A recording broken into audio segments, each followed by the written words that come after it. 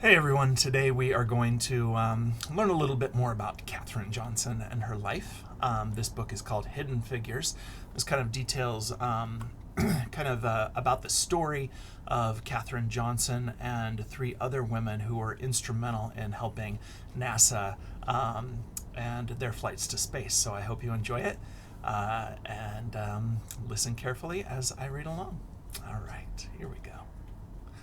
Hidden Figures, the true story of four black women and the space race.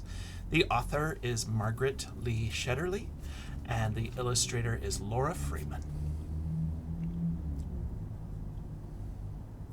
Dorothy Vaughan, Mary Jackson, Katherine Johnson, and Christine Darden were good at math. Really good. In 1943, the United States was at war, World War II. Dorothy Vaughan wanted to serve her country by working for the National Advisory Committee for Aeronautics, the government agency that designed airplanes. Having the best airplanes would help America win the war. Making airplanes fly faster and higher and safer meant doing lots of tests at the agency's Langley Laboratory in Hampton, Virginia. Tests meant numbers, numbers meant math, and math meant computers. Today, we think of computers as machines, but in the 1940s, computers were actual people like Dorothy, Mary, Katherine, and Christine. Their job was to do math. Because Dorothy was black and a woman, some people thought it would be impossible for her to get a job as a computer. She lived in Virginia, a southern state, where laws segregated or kept apart black people and white people. They could not eat in the same restaurants. They could not drink from the same water fountains. They could not use the same restrooms. They could not use the same schools. They could not play on the same sports teams. They could not sit to each other in movie theaters. They could not marry someone of a different race. But Dorothy didn't think it was impossible. She was good at math. Really good. She knew she was the right person for the job. She applied, and the laboratory offered her a position as a computer. At work, blacks and whites were kept apart. The white computers worked in one building, and Dorothy and the other black computers worked in a different building in their separate office. Even though they worked on the same kinds of assignments, the black computers and white computers used separate bathrooms and ate in separate lunchrooms. America won the war in 1945. But Dorothy stayed on the job, still trying to make airplanes faster and safer. By 1951, the Americans and Russians were competing to see who could build the best planes. That meant more experiments and more numbers. Lots and lots of numbers. And more numbers meant the need for more computers. That's when Mary Jackson got a job as a computer at Langley. She worked in a group that tested model airplanes in wind tunnels. A wind tunnel was a machine like a huge metal box with a powerful fan attached. Mary put model airplanes in the wind tunnel and blasted them with air from the fan.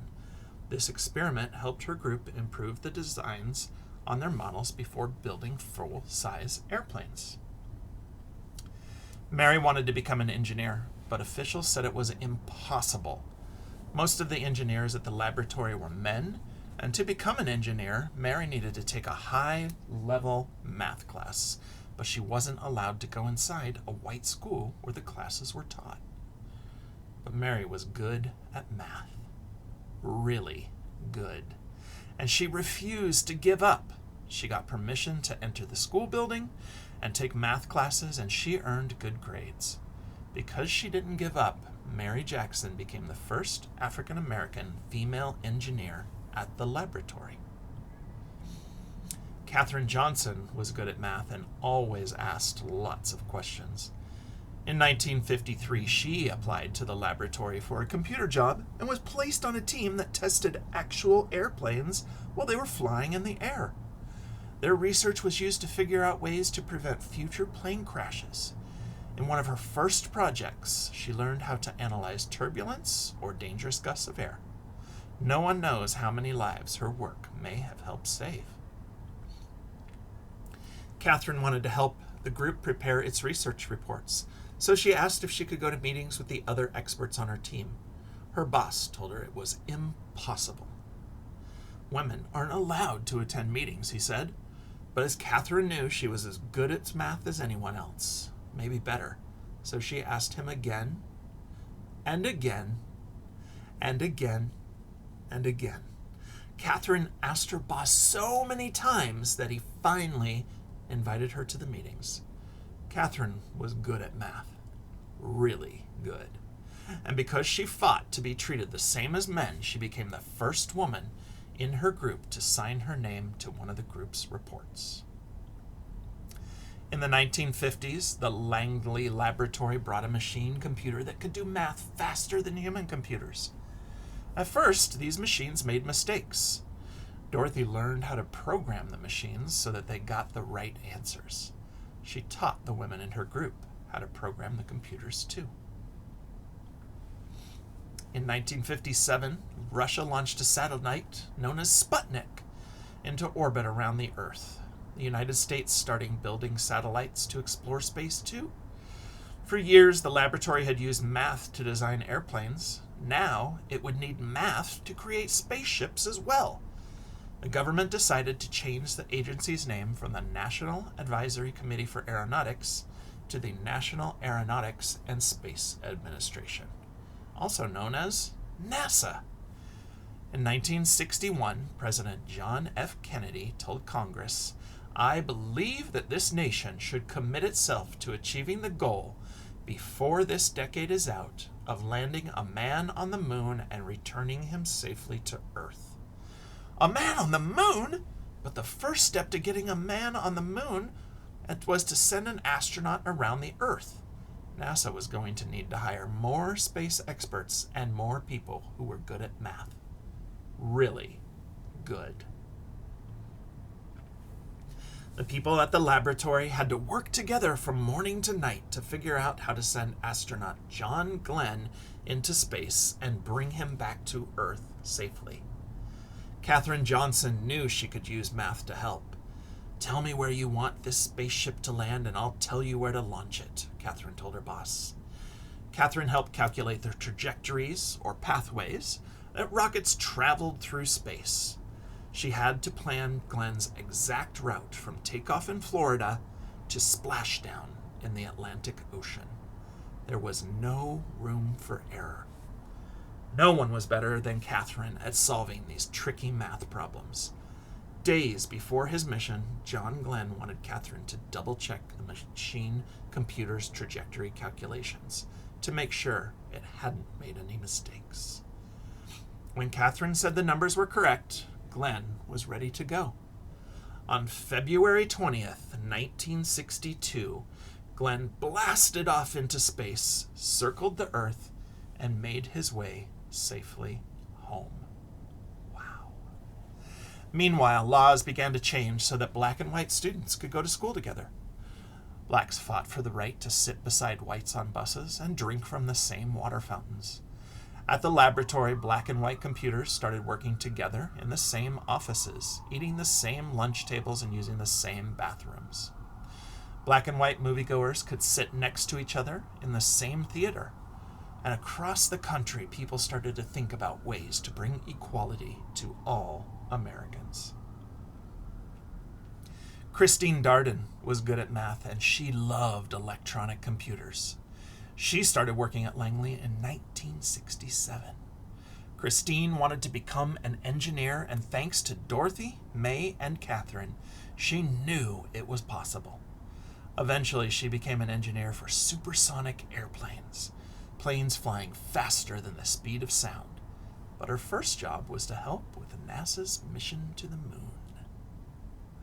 The people at the laboratory prepared for years to send astronauts to the moon, about 238,900 miles away from the Earth. Finally, on July 20th, 1969, the world watched as the three men arrived at the moon in the Apollo 11 spacecraft. "That's one small step for man, one giant leap for mankind," said astronaut Neil Armstrong when he stepped into the dusty surface. But it was also a giant leap for Dorothy, Mary, Catherine, Christine, and all of the other computers and engineers who had worked at the laboratory over the years. The moon landing was a success from takeoff to splashdown, but there was no time to rest. Once NASA landed astronauts on the moon, the people at the laboratory began dreaming of sending humans to other planets, such as Mars or Jupiter or Saturn. They started to imagine hyper-fast space planes that could travel around the Earth at 7 times the speed of sound. The next adventure wouldn't be easy and would require lots of tests and more numbers. But Dorothy, Mary, Catherine, and Christine knew one thing. With hard work, perseverance, and a love of math, anything was possible. This is kind of a flight timeline. In 1903, the Wright brothers make the first powered flight. In 1915, the National Advisory Committee for Aeronautics. In 1935, the first female computers are hired at Langley. In the 40s, Dorothy Vaughan, Mary Jackson, and then in 1953, Katherine Johnson started working at the National Advisory Committee for Aeronautics. In 1961 and then 1962 are when John Glenn and Yuri Gagarin orbited the Earth in space. Katherine Darden started working at NASA in 1967. And in 1969 is when Neil Armstrong and Buzz Aldrin became the first humans to land on the moon. These are the computers. There was Dorothy Johnson Vaughan, Mary Winston Jackson, Catherine Coleman Goebel Jackson, and Dr. Christine Mann Darden. I'm going to read to you about Katherine Johnson because that's who we're focusing on for our biography. Katherine was born August 26, 1918, in White Sulphur Springs, West Virginia.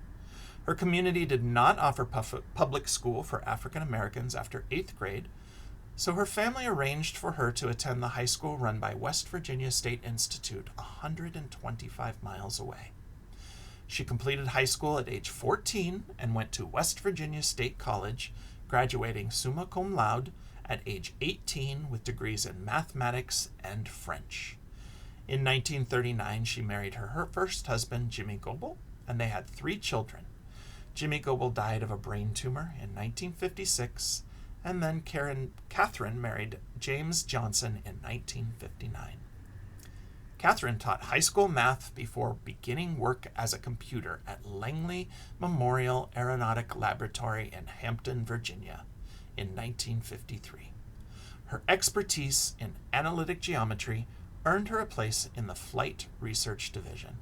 She worked on the flight trajectories, the flight paths for Project Mercury, the program that sent the first American astronauts into space. Astronaut John Glenn specifically requested that Katherine double-check the computer's calculations of his spacecraft's orbit around the Earth. She also contributed calculations to the 1969 Apollo 11 mission to the moon. All right, I hope you all enjoyed learning about those hidden figures, the woman that helped us and used math in space, and particularly Katherine Johnson. I look forward to reading your biographies. All right.